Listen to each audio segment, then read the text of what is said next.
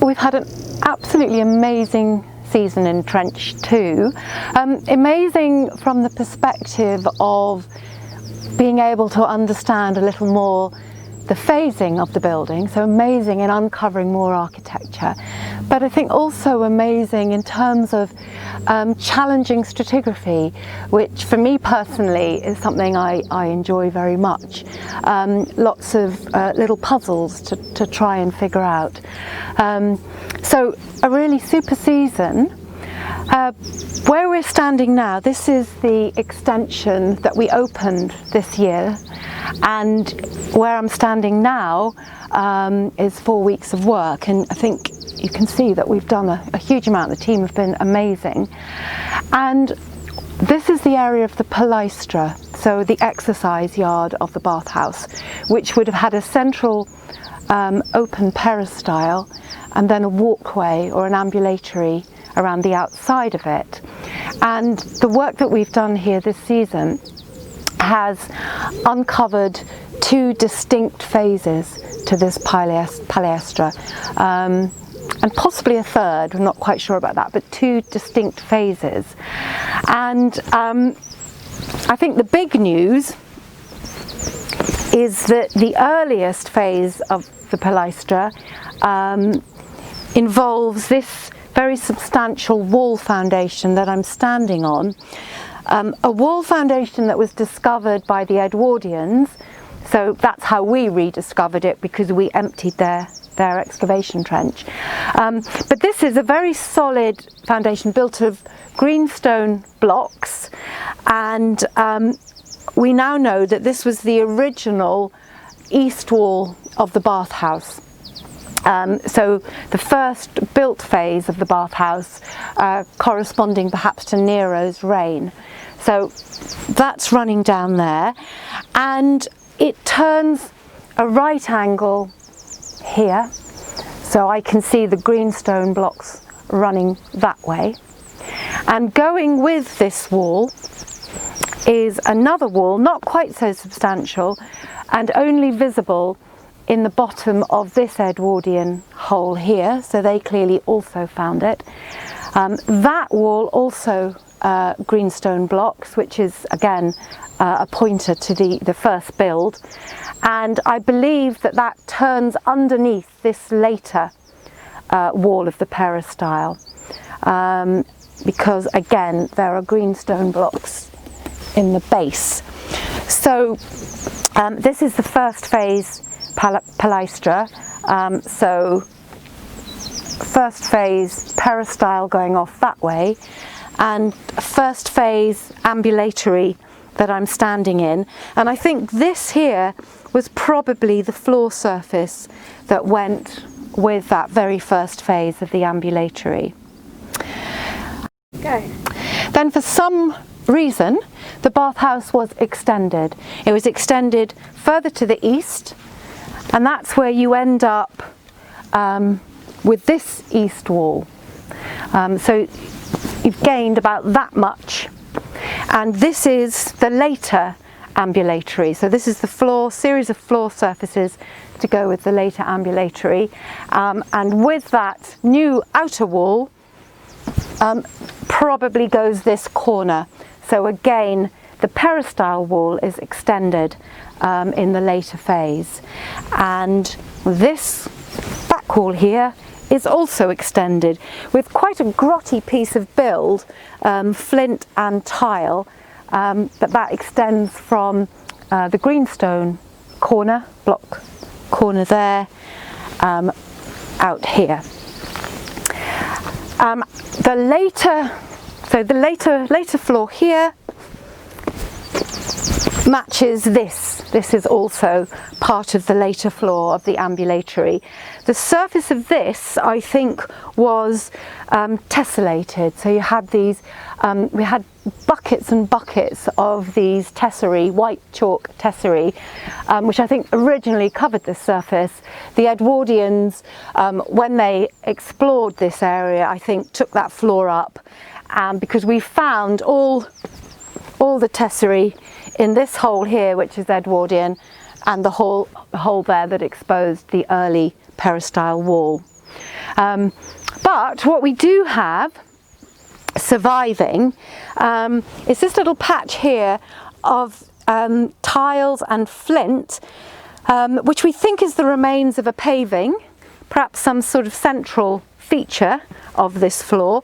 But worthy of note are these really gorgeous hexagonal tiles, and these are rare, I am told. I think outside Silchester, I think only one other example is known. I may be wrong, but certainly they are a rarity, and a thing of beauty, I think. I really do like those.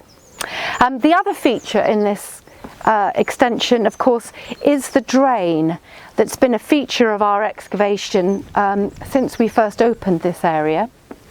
And the drain is capped by reused roof tiles or tegulae. Makes perfect sense, I think, capping off the top of what would have been a wooden box, which probably carried the water off the roof of the later Polystra, probably down a downpipe, down into this drain. And we know it was a wooden box because, firstly, it's very regular. We've excavated it. The wood doesn't survive, but you do get staining of the wood. So I'm not sure, it's not very easy to see. There's a dark line there, and there's a dark line there, and there's a dark line there. And within these dark stains we had nails. So I think the later strain, wooden box covered over with these tegulae, and it cut through this wall foundation at some point. But that late drain, I am fairly sure, is a recut of an earlier drain which went out into the yard. But there's some complexities there that are going to be resolved next season. So this area is beginning to make some kind of structural sense. You can learn such a lot just by studying the builds of the walls, and that's something that we've only just started to do in the last couple of days. But next season I would hope that we can peel apart some of these floor surfaces and again get some good dating evidence to go with the architectural sequences that we're identifying. Okay, now we move outside the bathhouse, and so one of the things we now know, so if this is the later east wall of the bathhouse, the earlier east wall was back there, so I'm beginning to see some of the gravels that we're finding outside here are actually continuing underneath the later floors of the ambulatory. So you can see this was all originally external. So this is the outside area, and it's been absolutely beautifully excavated by my team. We've put in 3 slots to look at the archaeology in more detail within those slots, and as well as beginning to understand the sequence of surfaces out here, this is also the area where we find all the best things. Lots and lots of items of personal adornment. Not surprisingly, this is material that probably came out with the drains, or material that was thrown out this side of the bathhouse. So lots of hairpins, bracelets, brooches, and some more utilitarian items like styli for writing, and possibly a set of scales. So you could also imagine that inside the bathhouse, as well as being used for bathing, people were also going about their everyday business as well, conducting transactions, that sort of thing. So in the area outside, lots of surfaces, and you can see in the sections of the slots all the different mortar, cobbling, gravelling, burning surfaces, down to this earlier gravel surface here. And what these are I think, a patching up of an area that will have been incredibly boggy as you head outside the bathhouse, down the slope, down towards the earlier boundary ditch that we're just beginning to understand, down to the ditch and beyond to the spring. So very, very boggy, wet, and so you can imagine that there's some kind of consolidation of the area going on. Potentially also little lean-tos, little workshops perhaps, so a lot of activity, and then all the little drains running through them. So there was a drain cut through here, you can see one coming through there, and there's another little runnel in this slot as well coming through there. So water all coming out of the bathhouse, and again the story is told by looking in the section. So the far section over there, again you can see a great build-up of debris and demolition material, mortar and bricks and everything that's come off, and probably as part of the constant rebuilding and refurbishing of the bathhouse. So there's some wonderful stories that will be told once we get on with the post-excavation of these areas and find out exactly what each layer has produced. So that's the external bit. And then we end up in this part of Trench 2, which contains both the earliest archaeology and the latest archaeology on this area. And this, I think, is the area that I've actually enjoyed one of the most, because there's a lot of complexity in challenging archaeology here and trying to understand it. So the very earliest part of Trench 2 is all the way down here.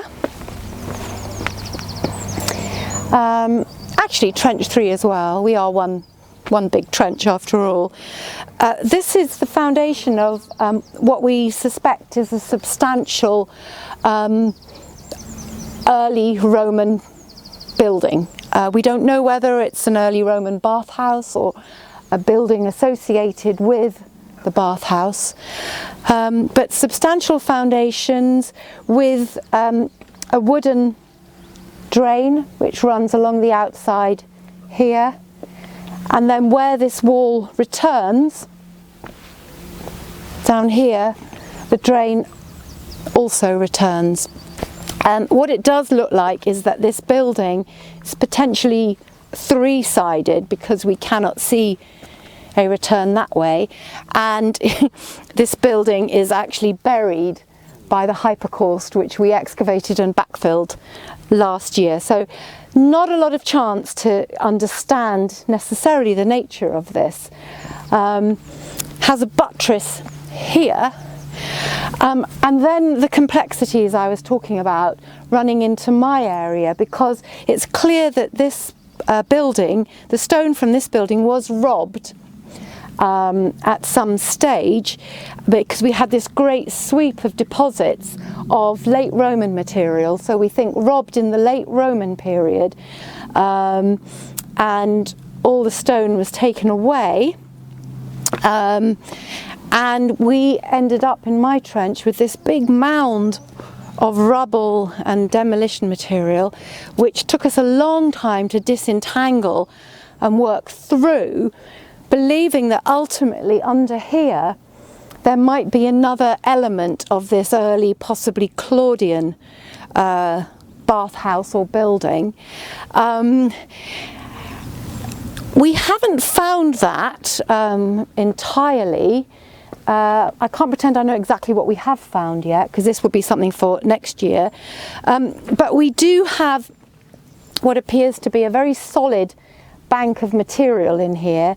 It's clays and gravels, and I do wonder if it's actually upcast from the digging of the ditch. So there's a solid bank here, which cut into which we have another robber trench here, very linear, so presumably for an early Roman wall, which might be to do with that building. it carries on, and we haven't excavated that yet, so it's heading into unknown territory.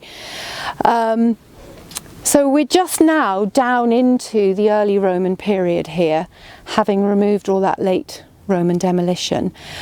So we will start next year with a bit of a mystery as we head into these deposits to try and understand why this late wall here has a dog leg, because that does suggest that there was something standing at the time this wall was constructed that it's avoiding, because otherwise you would have expected that wall line just to have gone like that. So I think there are a lot more secrets to uncover here to do with this very early and exciting bathhouse or bath related building down there. So we end the season with loads more questions, of course, but that's the best way. Lots of challenges for post-excavation, but equally I think some very clear objectives for next season. Hurrah!